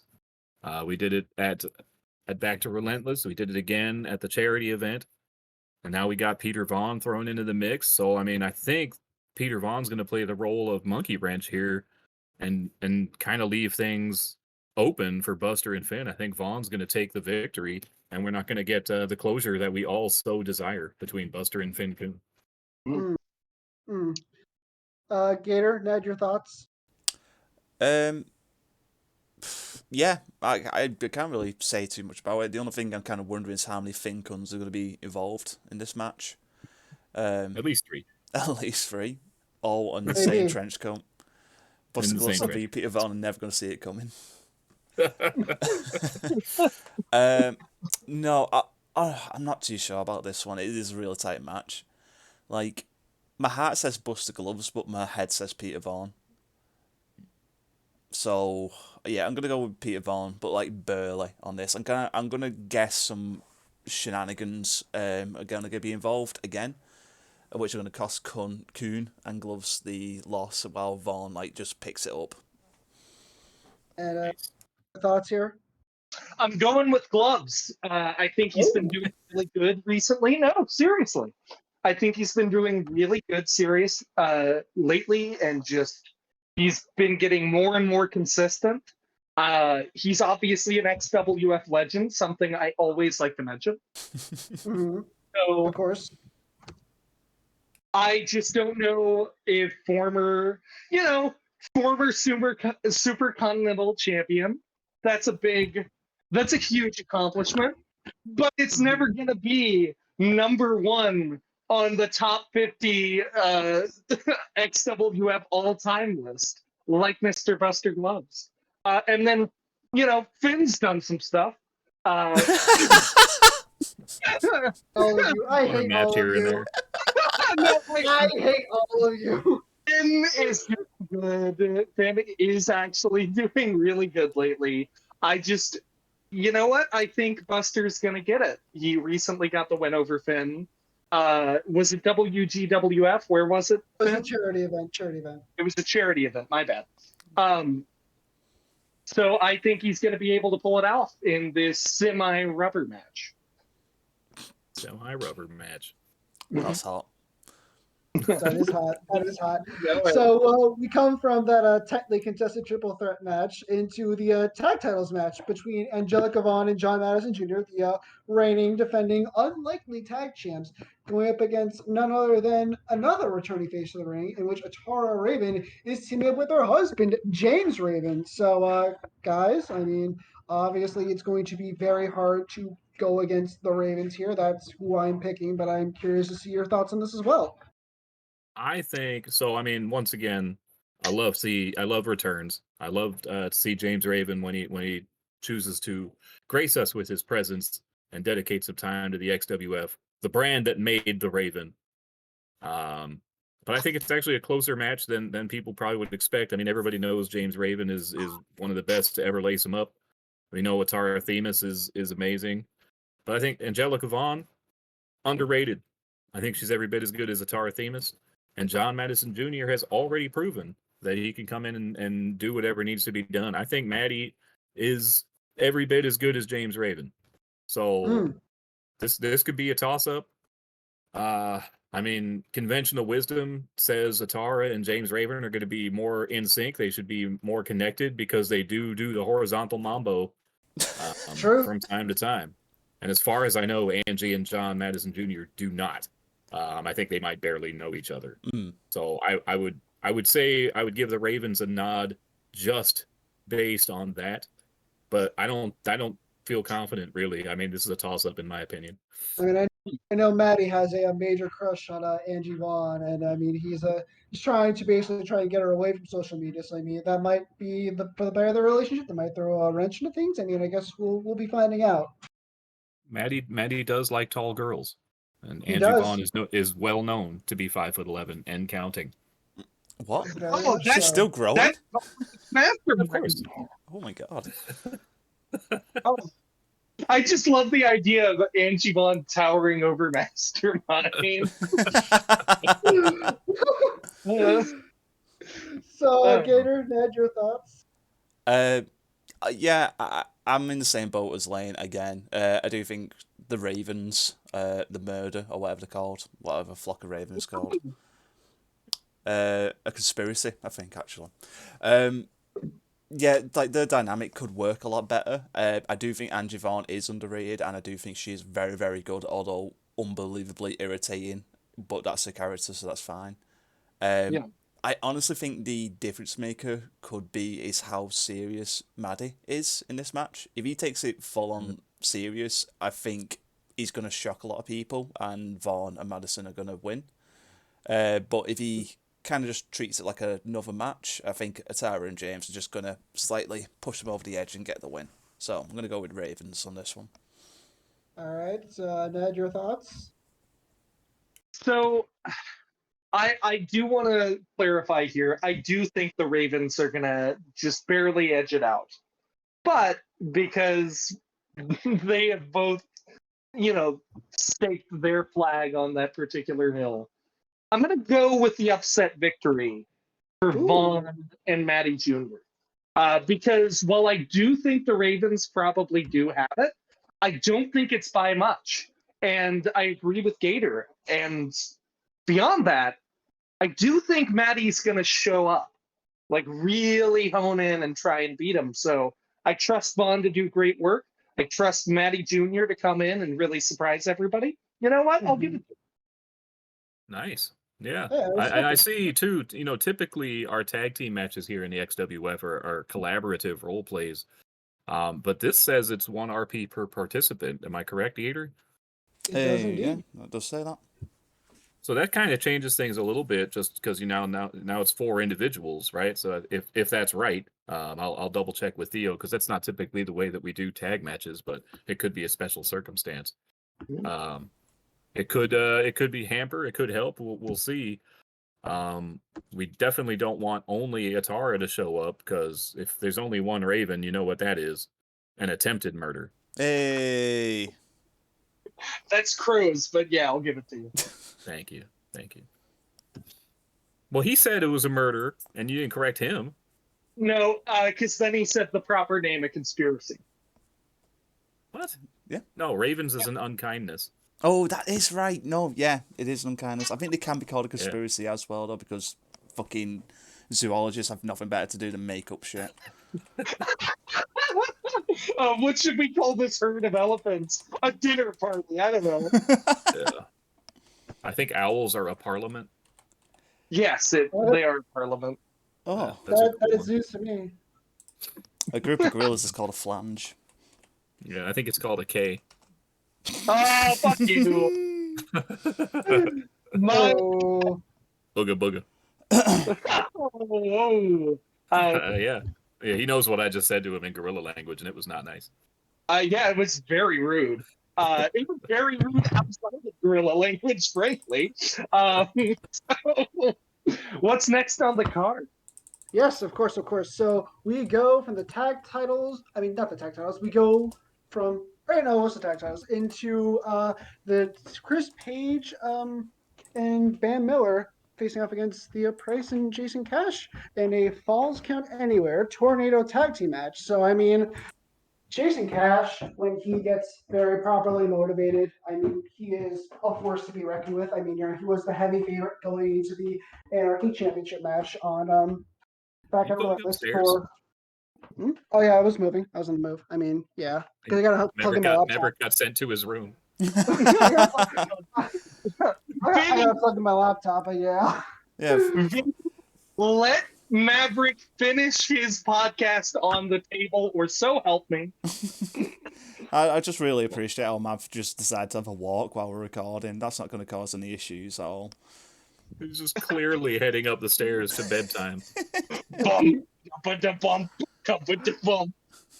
So I mean, Cash. I mean, is when he gets motivated. I mean, he's a very tough opponent to try and deal with. I mean, he's a force to be reckoned with for good reason. I mean, Theo Price is one of the best to ever do it. And I mean, it's really going to come down to between Bam and Cash. And I mean, I just give the slightest of edges to Cash because I mean, Bam is a very good person in his own right. I mean, can't really afford to underestimate him. But I mean, Cash, I think, has more success in the XWF. And I think that's a difference maker between them. So I'm going with the trilogy here. Your guys' thoughts? I think it's Miller time. Miller time! Yeah. No, but I think I don't know. I mean, this is tough because Paige is very active, right? I mean, Paige was Universal Champion not that long ago. He's been very active elsewhere. He's, taking part in the WGWF. He's got his CCPE group, which Bam is a part of. Theo and Jason are connected in the trilogy. So, I mean, both these are 2 good teams. They got 2 legends and 2 maybe eventual legends. So this is a pretty tight contested match. I think Theo Price probably has a significant amount of ring rust, though, and I think that might be the difference maker. I think I'm going to go with Paige and Bam. Gator, Ned? I have to go with my boys. I got to go with my team. I got to stick with them. On that same note, while I agree that Theo is going to have a little bit of rust jumping back into the ring, Cash has had some, really tough fought, but close losses recently. Got to be a little discouraging. But I think Theo's a really good influence. And on top of that, I think Page does a little too much. I think maybe his attention will be split amongst a ton of different sources, and that Very good might take. actually, yeah, it might actually be able to give Theo and Cash a bit. And that's why I'm saying that Jason Cash is going to get the Cash blue ribbon. It's not good. I hate this. I hate Oh, this. it was so dumb. It was so bad. It was such a bad pun. Gator, please rail into me. It gives me life. I'm just sad. Yeah, rail him, Gator, rail him. Yeah. All right, bend over. Jason Cat. Oh God, this sucks. I hate this podcast sometimes. It's the worst We one. love you too, Gator. They keep getting worse. We started so promising, and they've just been in the shitter.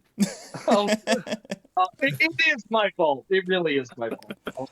Okay. So Gator, your thoughts? Yeah, so if there's one thing I know about Chris Page and Theo Price, they love to lose matches to make someone else look better. So it's a tough one. It's just gonna They be cancel each other out. Yeah, exactly. So basically, what it's gonna be, it's gonna be a singles match between Bam Miller and Jason Cash. And That was my thoughts on it. yeah, both are really good. Both haven't had the best of luck recently. But out of the two that I want to win more, I really want it to be Miller time. I really want it to be Miller time. So I'm gonna go Miller with time. Bam and Page. Yeah. Yeah, the old Miller genuine draft. We'll see if the Miller High time comes at a bad medicine. High Yep. life. High life. High life. Yeah. That's what I said. High life. You said high You said time? yeah. I said Miller High life. Did I? You can listen to the podcast Yeah. after. I might have Yeah. fucked up. You can- If I fucked up, we'll know. It's alright. Mav is too young to drink anyway. You shouldn't know this. Yeah, it's only 16. Alcohol tastes like piss anyway. Anyway, we go to the television. How do you know what championship piss match tastes between- like? Unlike Ned, who was drinking in the womb. It's true. I've been drinking for as long as I could. My Oh my god. As I am trying to say, we have the television championship match here between Isaiah King and Marv Swayson. So obviously, Isaiah King, as all TV title matches go, he gets in the stipulation in his first promo. So I mean, Isaiah King, has been on one of the most dominant runs in recent memory. I mean, he come in, he's been facing tough opponent after tough opponent, hasn't dropped a single match to any of those tough opponents. And I mean, Marv has been floating around the Extreme Championship scene, and I mean, he got screwed. He got screwed out of his Extreme title, but I mean, he could walk away here with a chip on his shoulder. I mean, go into Pat Madison with a chip on his shoulder, come out there with the TV title. So we'll see how that goes. I personally, though, I'm voting for Isaiah King. Guys, your thoughts? It's an interesting one. I mean, when Marv is on, he's on. We just, he just came off a X title run. It was brief, but it was there. It's noteworthy. And Isaiah King is, on a good run and has the gold, but is still fairly new. I mean, we're still waiting to see the first chink in that armor. So maybe that happens here at Bad Medicine. I like what I've seen of both of them recently, but I'm gonna go with the champion's advantage. I'm gonna give it to King. I mean, he's naming the stip. He's always naming the stips in these matches, so that right away puts things kind of in his favor to begin with. So you just kind of assume he's got the advantage. Gator, Ned? Yeah, I love Isaiah King at the moment. He's fucking doing amazing. A really, really talented guy. Math is also awesome. I love Math. I love his stuff. But King, I don't think you can stop his run at the moment. I think he's got too much steam. So yeah, I think it's going to be a fairly clean win for King. Ned? I always like to give Marv a lot of credit because, whenever Marv is facing down a challenge, I do think he's more than capable of overcoming it. Obviously, I put my chips on Marv recently and come up a little shy of winning both times. However, I am going to concur with Gator and Vinny. I do think Isaiah is just a little too strong right now. So, gotta give it to King. Yeah, gotta render unto Isaiah what is Isaiah's. It's true. That's from the Bible. Probably. Did you know Did you know that Marf is short for Marfu? Wait, I no, did it's not know not. that. No, it's not. No, it's not. No way. I don't know. I hope it is. Vinny has Imagine been if it looking was. through, Vinny's been looking through some old left hand promos, and he knows what he's looking for. That's true. Oh my god. Well, we go from the TV title to one of the marquee matches for Bad Medicine, something that has been brewing ever since the main event of Relentless Night 3. We have Chris Chaos, the man coming back to XWF employment, going up against Ryan Keto in just a standard one fall match. And I mean, honestly, I think Brian Keto is going to win it. I mean, he had a bit of a downward slope when it came to losing the Universal title, but I mean, he picked right back up where he left off. I mean, he's still been going after tough opponents, and he's still been winning week in, week out. And I think Chaos's ring rust is going to come back to haunt him here. I really think this is going to be Ryan's match to win here, honestly. I mean, what do you guys think on this? Well, I mean, you're right. Ryan has been taking on the biggest names available, like Avo. But I mean, look, Chris Chaos is a former Universal Champion, former Extreme Champion, former Tag Team Champion. I mean, Chris Chaos knows how to get it done in the ring. I think what might, and this could be a spoiler, but I've had some conversations with Vinny Lane, and he's not really thrilled about what went down on Anarchy after the main event. So I mean, he might be taking a close look at this one, and it might help determine the winner. Interesting. You talked with yourself? What? No, Vinny. I mean, Vinny. We know each other. We're friends. His uncle works at XWF. Yeah. Okay. Oh, So, God. so I take it you're pulling for Keto here, or? Well, I mean, I don't pull it quite as much as Ned does, but I think Keto is probably in the driver's seat for this one. But I would not be surprised if Chaos shows up and wrecks house, but I don't think he's gonna find himself on the receiving end of a 3 count unless he's staring up at the lights for it. Interesting. Gator, Ned. Ryan Keto. Visually- Easy. I'm sorry, I'm just stepping in right here. I am not rooting for a dope fan anymore.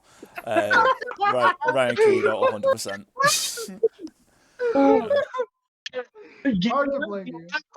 They are not called dope fans. They prefer to be called dopes. Okay, sorry. Chris the Dope Chaos is not going to Hey, win this there you match. go. The dopaminis. Is that like the blue ones, but somehow they suck more? I'm going to make a new character for the Madness Mini Division, just called the Dopamini. Yeah. He's very happy. Vinny's only complaining about how much I pull for Keto because he's jealous. But yeah, it's definitely Ryan Keto. Chris Chaos, obviously very crafty. He can pull out a lot of crazy shit on you. When he's motivated, he can absolutely destroy most people. I don't think Ryan Keto right now is a part of that group. Also, as Gator mentioned, he does like dope. Like, we can't get over it. Like a lot. Like, a lot. Like, Die Motherfucker Die has never stopped being the theme. Like, we need to clarify that fact. He's got a lot of time. He was a face. He was a face and kept using that.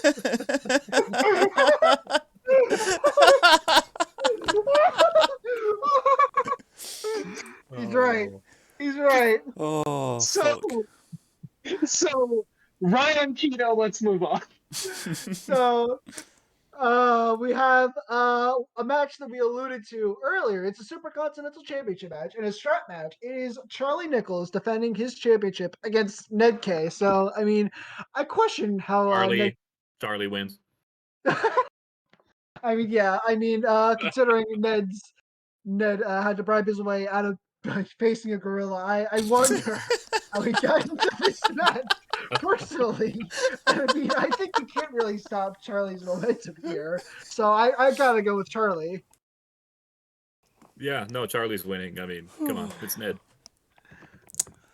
God, you got me between a rock and a hard place here because I either make fun of Ned or root for Charlie Nichols. So, It didn't feel good. I mean, I No. wasn't happy about it. Just I do mean, it. you can try saying it's a draw. I think Ned's gonna win. Mm. Ned can be good against human opponents. We know he fears all primates, but Well, True. I mean, I Charlie did. Nichols is technically a primate. Yeah, I true. did say Charlie Nichols is a gorilla. Yeah, Like earlier, I said that with like in no uncertain terms. yeah. He has to. So are you going to try bribing him too? No. with a banana. Right, gorilla.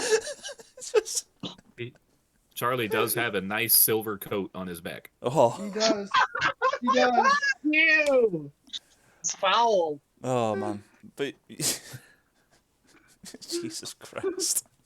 Oh my god. Okay, let's move on. We got the Extreme Championship match next. It is a triple threat match between Jenny Miss defending her title against Venom Xavier Lux, been on a little bit of a roll as of late, picking up some really nice matches. And of course, the same goes for the third participant in the match, Goth. I mean, he's got some really sneaky wins over some of big names in the XWF. I mean, between Game Girl, Centurion, LSM, now recently Atara too. I mean, honestly, I think it's going to be a really close match. You can't go wrong with rooting for any of these three guys. I mean, personally, I think Goth has just been wanting this title the longest out of each of them. I mean, he's been hungry. He's been robbed from having that title match for so long now, and I think it's going to pay off for him in spades when he gets the 1, 2, 3 and crowns himself as the new champion. I mean, that's my personal thoughts. What do you guys think? I believe I that wanna know- Goth is going to win this particular meat triangle. I was curious what Goth thought, and I agree with Goth. I think Goth is going to win what we would call three Fin Coons, a triple threat.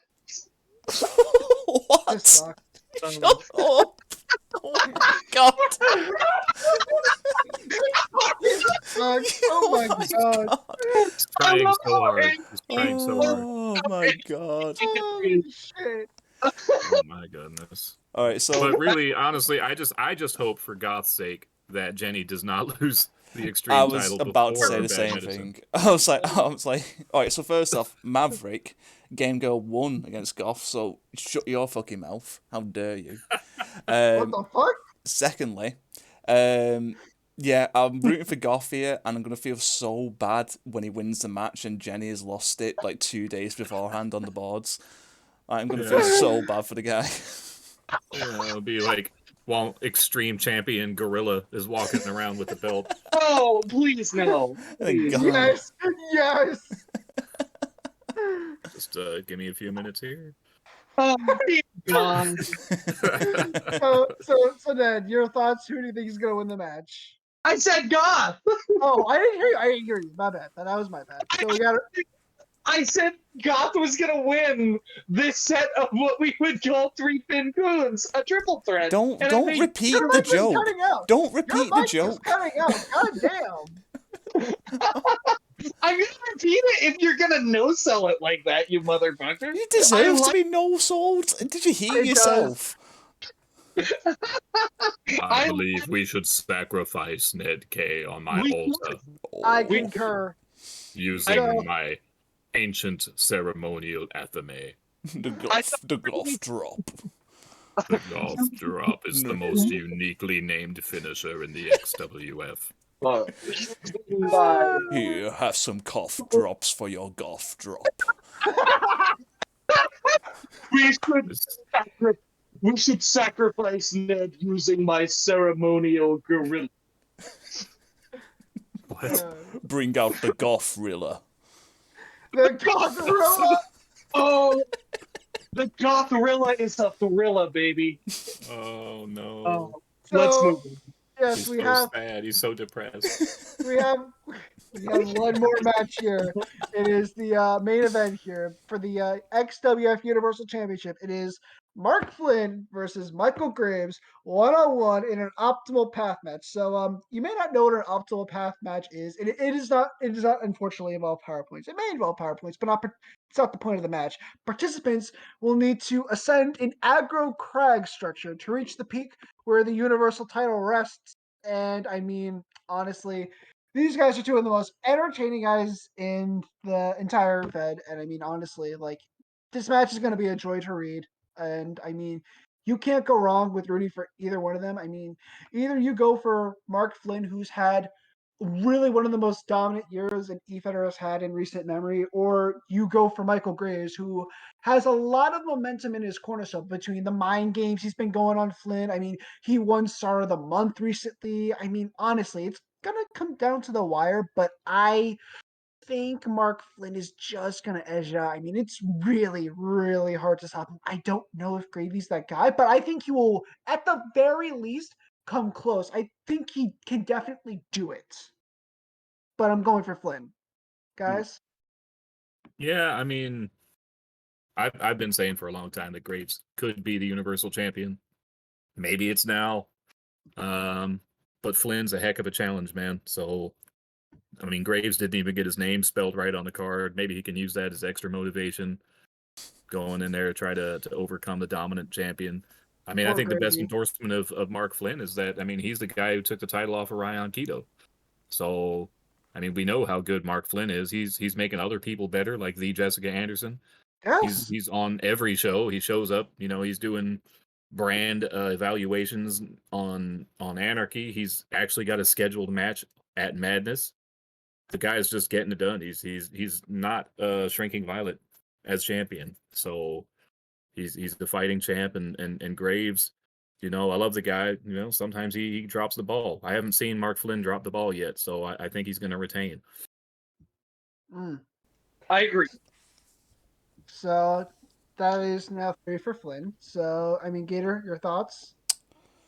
Well, considering I've lost to both these guys very recently, one after the other, I can confirm that Mark Flynn hits like a bitch and Michael Graves cheats like a bitch. So, Two good ways to win wrestling matches. two great ways to This win is wrestling true. matches. But I'm gonna go out on a limb and say there won't be a winner for this match, and I smell a cash in. Ooh, interesting. So, You think Keto's going to cash in his case? I think Kido's gonna cash in his case on the show, yeah. Because like I know cashing in is kind of like a bit of a heelish thing, but Graves and Flynn are two of the biggest cunts in the XWF. So I think Yeah. Kido cashing in at this point is actually pretty good story wise. Especially, you know, the image of him ascending the aggro crag, which is fucking awesome by the way. And just like, you know, beating up one of them. I think it'd be great. if there was ever a moment in time where a cash in is morally justified for a mid match cash in, at least, it is here. Mm-hmm. Well, yeah, I think you're right. I mean, Graves and Flynn are two shit heels. So, I mean, it's not really a heel tactic to go after the bad guys. Exactly. No. I agree. I mean, I guess we'll have to see if that actually happens. I mean, it is very possible. I mean, we'll just have to wait and see. You Unless never it- know. In unless the it calls- XWF, the action never slows down. Ooh, nice advert there. His shilling performance is 10 out of 10, as expected. 2 hours into the XWF podcast, and we get some shilling. Well done. Oh, yeah, check out the Fed. All right, nice. Talk to you later. So that is it for bad medicine. So I mean, I guess we'll be coming back here in around a week or so to go over results, right, guys? Mm-hmm. Yeah, we'll be checking that out. We've got Bad Medicine on November 27th. That's a Sunday. And then right after that, we do have the monthly Madness show. And like I said, Mark Flynn's going to be on that one too, so you're not going to want to miss it. We got a lot of action in the XWF, folks. I mean, we spent a lot of time here today. We talked about a lot of stuff. I know we got to go, but I think there's a lot of positive here and a lot to look forward to. You guys agree? Absolutely. I agree. Yeah. And I know we're nearly here. We're in November. We're almost at the end of 2022. Another great year in the books. We're going to be seeing some year-end awards here shortly popping up. So look out for that on the boards. We vote for, RP of the year, Star of the Year, Comeback King, things like that, Show of the Year, Best Moment. But we're going to be putting that together real soon. So everybody wants to get out there and drop a vote. It'll be a lot of fun. But yeah, that's it. That's it. All we've got from the studios here for you today. If my three amigos here will have anything less to say, go ahead and do it now or forever hold your peace. Love you, Garth. I love you too. Yeah. I can't wait for Miller time. I'm not capable of love, but I love you, Gator. Oh, I feel so special. Aww. That is so sweet. I've been Ned K, annoying my podcast cohorts for the past 2 hours. I hate you, Ned K. I'm aware. Matt? Well, I mean, I've been Mav, and I mean, I really hope nobody finds out what happened to my grandparents in the 1940s.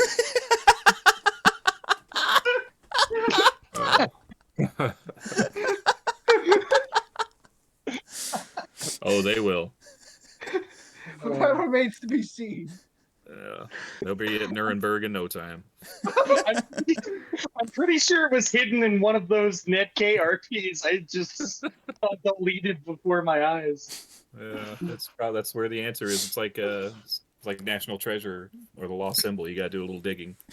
You've got to dig through all the archives. That's right. But yeah, once again, that's it. That's from Maverick, from Ned K, from Gator, and from your boy Vinny Lane. We're gonna check out here. We're gonna make sure you do not miss all the action as it rolls on at Bad Medicine. We'll be back on the airwaves here soon. And just one more time, here in November before the holidays, Ghost Tank, I know you're there, buddy. I hope your mom's dog shits in your mouth. Screw you, Tank. Jesus fucking Christ. Yeah, it's getting a lot meaner. It is.